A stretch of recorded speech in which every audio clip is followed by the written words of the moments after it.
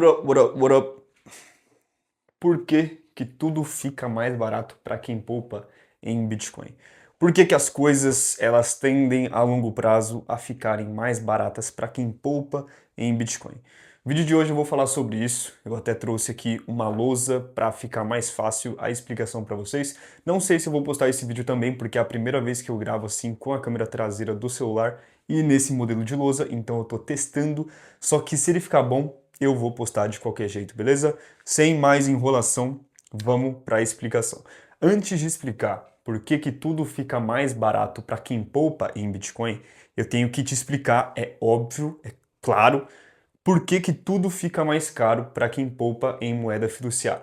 Para você que não sabe, moeda fiduciária é o dinheiro que a gente utiliza no dia a dia. Eu não tenho nenhum aqui para mostrar para você, mas você sabe muito bem. O real, o dólar, uma nota de R$ 100. Isso é moeda fiduciária, vem da tradução direta do latim, que é por decreto. Então não é um dinheiro que foi testado no livre mercado. Ele não foi validado como um dinheiro forte, assim como o ouro, que passou por diversos testes antes de ser consagrado ali como um bom dinheiro. O dinheiro por decreto, o governo simplesmente falou, ó, vocês vão usar a parada e já era, tá? E por que que esse dinheiro por decreto, que é o famoso dinheiro fiat, por que que as coisas ficam mais caras para quem poupa em fiat, né? Vamos supor assim, o café nesse mês está R$ 30, aí daqui 2 anos o café está R$ 60 no mercado. Por que que isso acontece? Bom, isso acontece por conta de uma dinâmica que eu vou usar para explicar aqui nesse vídeo.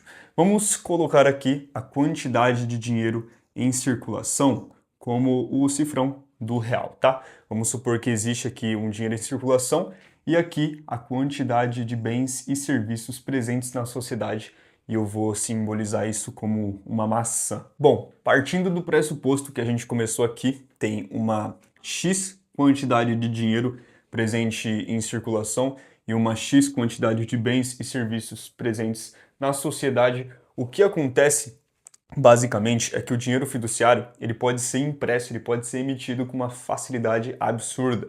Hoje em dia é como se fosse literalmente um botão que o Banco Central vai lá, aperta, tá? Eu estou simplificando o máximo aqui, não é assim que funciona, mas vamos supor que é assim.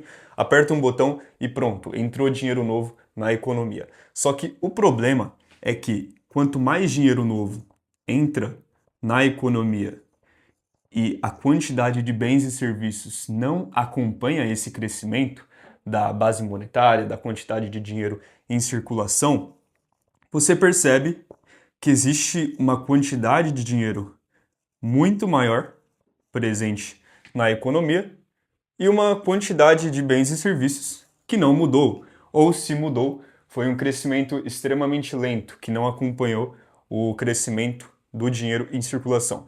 Então, o que que acontece? Naturalmente, você vai precisar de uma quantidade maior de dinheiro para comprar esses bens e serviços, ok? Então, tudo acaba ficando mais caro.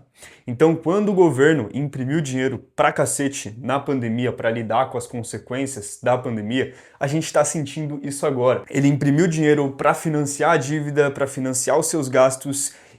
E esse dinheiro que ele imprimiu não é como se não tivesse consequências. A gente está vendo as consequências agora, que os preços estão aumentando e afins. Então, se a quantidade de dinheiro aumenta mais rápido que a quantidade de bens e serviços presentes na economia, os preços dos bens e serviços aumentam. Isso é natural, ok? É política monetária básica.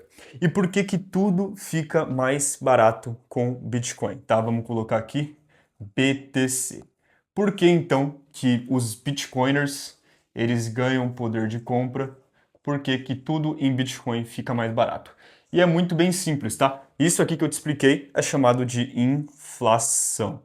É assim que funciona a inflação e é por isso que a inflação existe, porque a gente consegue imprimir dinheiro. E inflação não é uma coisa boa, como muita gente, muitos economistas estão aprendendo por aí. Foi ensinado pra gente que é uma coisa boa, que ela é boa para controlar a economia, sendo que não. A inflação não é uma coisa boa e só foi uma coisa extremamente ruim que a gente normalizou como sendo boa. Enfim, aqui no Bitcoin a gente tem um fenômeno chamado deflação. E é por isso que as coisas ficam mais baratas em Bitcoin. E você pode verificar até os próprios dados, tá? Você pega um carro, custava, sei lá, há 10 anos atrás, 18 Bitcoins, hoje em dia custa menos de um Bitcoin. Então as coisas sempre vão ficar mais baratas em Bitcoin. E por que que isso acontece? Porque a quantidade de bens e serviços, ela aumenta. A gente está cada vez mais produzindo, a gente está cada vez mais sofisticando os nossos bens e serviços. Tecnologia, afins, a gente está sempre inovando. A humanidade sempre foi assim. Então isso aqui sempre vai aumentar. A quantidade de bens e serviços sempre vai aumentar. Só que o que acontece quando você precifica os bens e serviços em um dinheiro que é finito, que não é infinito como o dinheiro fiduciário? Bom, basicamente, como isso aqui não muda, como isso aqui não aumenta, porque o Bitcoin, para quem não sabe, tem um limite, né, de 21 milhões de unidades, então a única saída para equilibrar esse rolê todo de oferta e demanda é baixar o preço. Então, como isso aqui não consegue aumentar, e isso aqui vai aumentar exponencialmente, infinitamente, vai ficar cada vez mais barato para quem poupa nesse dinheiro para comprar. Então, como isso aqui vai sempre estar aumentando, você vai precisar de uma quantidade cada vez menor disso aqui para comprar a mesma quantidade que você queria ou até mesmo quantidades maiores. Então é por isso que o poder de compra de quem poupa no Bitcoin sempre vai aumentar e tudo, absolutamente tudo vai ficar mais barato em Bitcoin. Você vai conseguir comprar muitas coisas com o Bitcoin no futuro. E depois, com o tempo, conforme o tempo for passando, a gente não vai nem falar sobre um Bitcoin. A gente vai ter que começar a falar em satoshis. A gente vai ter que quebrar esse Bitcoin aqui, que salvo engano, se eu não me engano, tá? São 100 milhões de satoshis. Porque cada sat desse importa. Cada sat importa porque faz parte de um supply extremamente limitado e escasso do Bitcoin. Bom, e é basicamente isso que acontece, né? Eu acredito que ficou aqui bem claro sobre por que que os preços sobem em fiat e por que que o poder de compra do Bitcoin aumenta e tudo tende a ficar mais barato em Bitcoin, porque ao contrário do fiat, que você pode imprimir infinitamente e, além disso, ainda mais rápido que os bens e serviços, o Bitcoin não tem como imprimir mais. E não tendo como imprimir mais para precificar as coisas nele, vai ter que sempre ser para menos, porque vai sempre ter mais bens e serviços disponíveis na sociedade e cada vez menos bitcoins disponíveis na sociedade. Porque se a gente for levar em consideração também que grande parte desse supply aqui já foi perdido, se a gente for falar de bitcoins disponíveis, cara, desses 21 milhões aqui, a gente pode pegar e falar que tem, sei lá,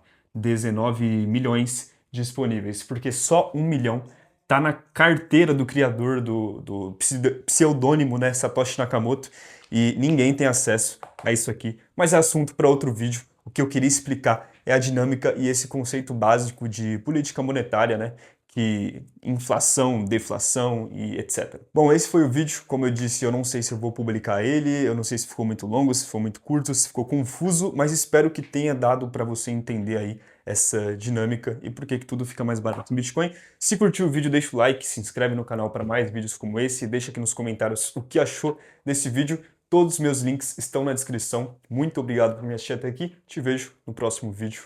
Tamo junto, rapaziada. Se cuida.